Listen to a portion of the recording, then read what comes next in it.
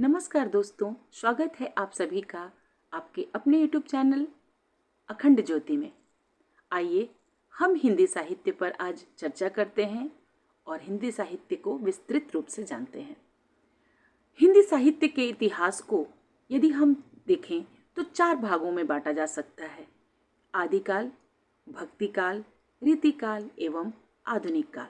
और आधुनिक काल को कई भागों में विभाजित कर सकते हैं।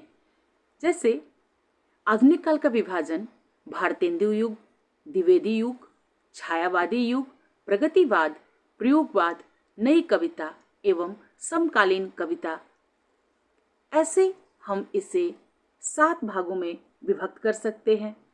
और भारतेंदु युग से ही आधुनिक युग की शुरुआत मानी जाती है, जिसे हम पुनर्जागरण काल भी कहते हैं।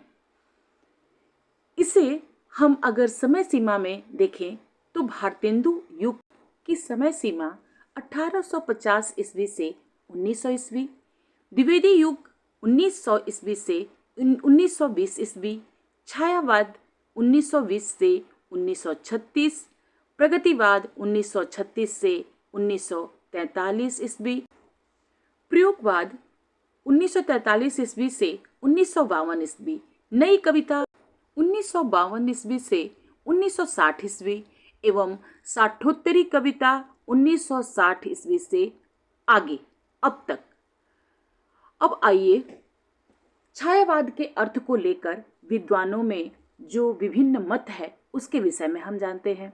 आचार्य शुक्ल के अनुसार छायावाद का संबंध रहस्यवाद और विशेष काव्य शैली से जोड़ते हैं। डॉक्टर रामकुमार वर्मा भी छायावाद को रहस्यवाद से जोड़ते हैं। वे कहते हैं, जब परमात्मा की छाया आत्मा में पड़ने लगती है और आत्मा की छाया परमात्मा में, तो यही छायावाद है। एवं डॉक्टर नगेंद्र के अनुसार स्थूल के प्रति सूक्ष्म का विद्रोह ही छायावाद है। छायावाद की आगे कुछ विशेषताएं। हिंदी कविता में छायावाद का युग द्विवेदी युग के बाद आया।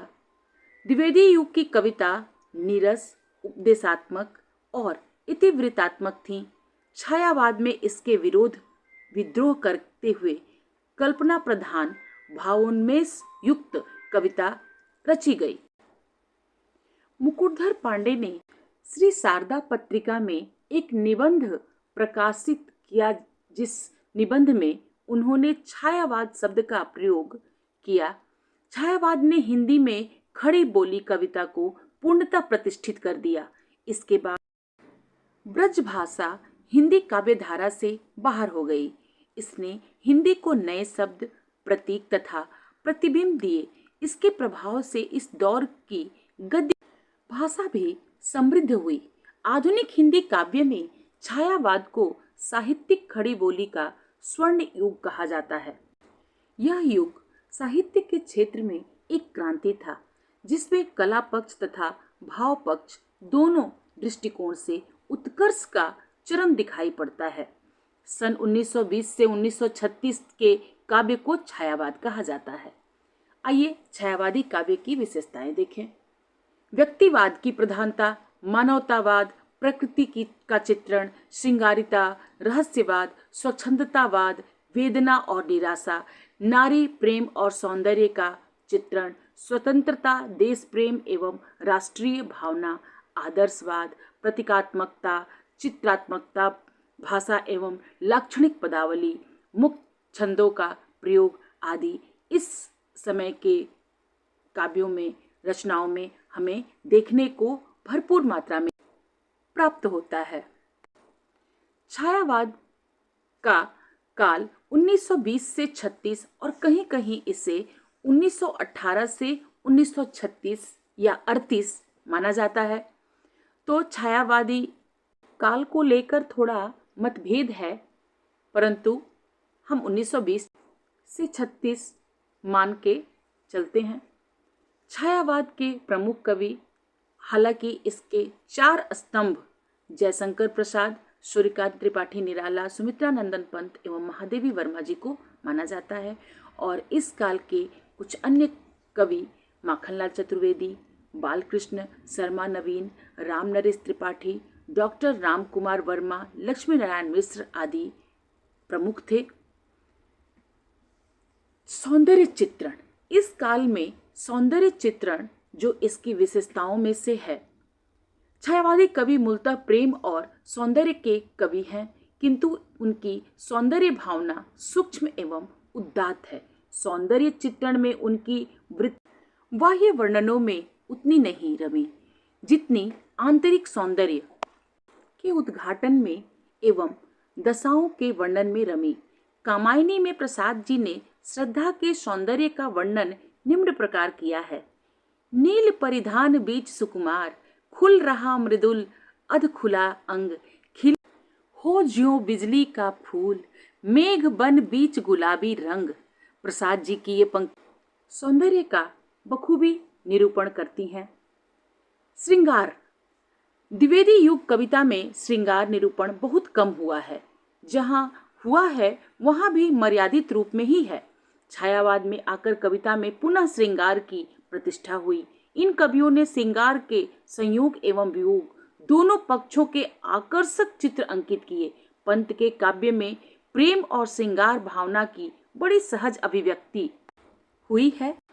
जैसे तुम हो लाव्य मधुरिमा जो असीम सम्मोहन, तुम पर प्राण निछावर करने पागल हो उठता मन, नहीं जानती क्या निज बल तुम, निज अपार आकर्षण। नारी भावना का निरूपण। छायावादी कवियों ने नारी के प्रति उदात्त दृष्टिकोण अपनाकर समाज में अपने सम्मानीय स्थान को प्रतिष्ठित किया। रीतिकालीन कवियों ने नारी को विलास की वस्तु और उपभोग की सामग्री मात्र माना, जबकि छायावादी कवियों ने उसे प्रेरणा का पावन उत्स मानते हुए गरिमा प्रदान की। वह दया, क्षमा, करुणा, प्रेम की देवी है और अपने इन गुणों के कारण श्रद्धा की पात्र है। नारी तुम केवल श्रद्धा हो, विश्वास रजत नग पग तल में, पीयूष स्रोत सी बहा करो जीवन के सुंदर समतल में, जीवन के सुंदर समतल में। प्रसाद जी की पंक्तियों में ये जो नारी के प्रति श्रद्धा भाव है, इसे इतिहास में और साहित्य जगत में कभी भूला नहीं जा सकता। एवं पंत जी ने देवी माँ सहचरी प्राण कहकर नारी के प्रति अपने आदर भाव का परिचय दिया है। रहस्य भावना। छायावादी काव्य में रहस्यवाद की प्रवृत्ति भी प्रमुख रूप से उपलब्ध होती है। आचार्य रामचंद्र शुक्ल ने इसी कारण छायावाद का अर्थ रहस्यवाद माना है। प्रायः सभी छायावादी कवियों ने अज्ञात सत्ता के प्रति जिज्ञासा के भाव व्यक्त किए हैं।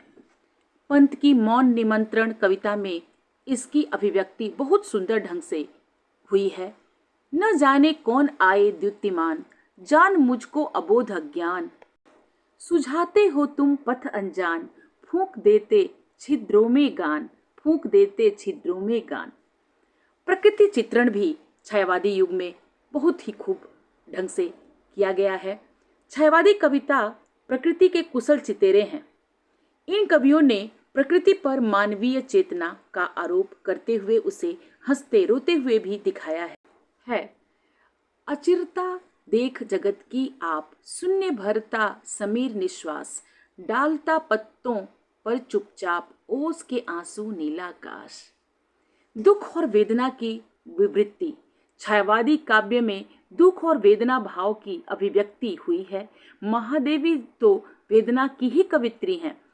वे अपने वेदना विह्वल हृदय की तुलना मेघखंड से करती हुई कहती हैं, मैं नीर भरी दुख की बदली, विस्तृत नभ का कोई कोना, मेरा ना कभी अपना होना, परिचय इतना इतिहास यही, उमड़ी कल थी मिट आज चली।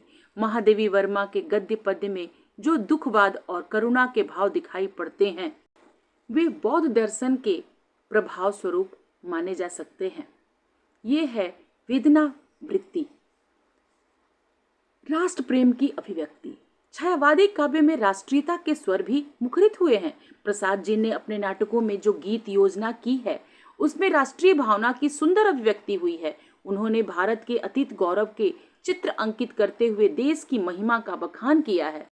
अरुण यह मधुमय देश हमारा, जहां पहुंच अनजान क्षितिज को मिलता एक सहारा। शैलीगत प्रवृत्तियां। छायावादी काव्य विषय वस्तु एवं शिल्प दोनों ही दृष्टियों से नवीनता लिए हुए है। लाक्षणिक भाषा का प्रयोग, प्रतीकात्मक शैली, उपचार वक्रता एवं नवीन अलंकार विधान के कारण इस काव्य में शिल्पगत नवीनता दिखाई पड़ती है। पंत जी की इन पंक्तियों में यह भाव देखा जा सकता है। वैसे भी इन्हें प्रकृति का सुकुमार कवि कहते हैं। अभी तो मुकुट बंधा था माथ, हुए कल ही हल्दी के हाथ, खुले भी न थे लाज के बोल, खिले भी चुंबन शून्य कपोल, हाय रुक गया यही संसार, बना सिंदूर अंगार, वात हत लतिका वह सुकुमार, पड़ी है छिन्नाधार, पड़ी है छिन्नाधार। निष्कर्ष। यदि हम रामचंद्र शुक्ल जी के अनुसार देखें तो छायावाद की शाखा के भीतर धीरे धीरे कवि शैली का बहुत अच्छा विकास हुआ, इसमें संदेह नहीं। उसमें भावावेश की आकुल व्यंजना, लाक्षणिक वैचित्र्य, मूर्त प्रत्यक्षीकरण, भाषा की वक्रता, विरोध चमत्कार, कोपल पद विन्यास इत्यादि का स्वरूप संघटित वाली प्रचुर सामग्री दिखाई पड़ती है। तो ये सारी जानकारियां थीं हमारे छायावादी युग के विषय में, जो हमारे हिंदी साहित्य के अंतर्गत छायावादी काल को जानने में हमें सहायक होंगी। नमस्कार दोस्तों, धन्यवाद।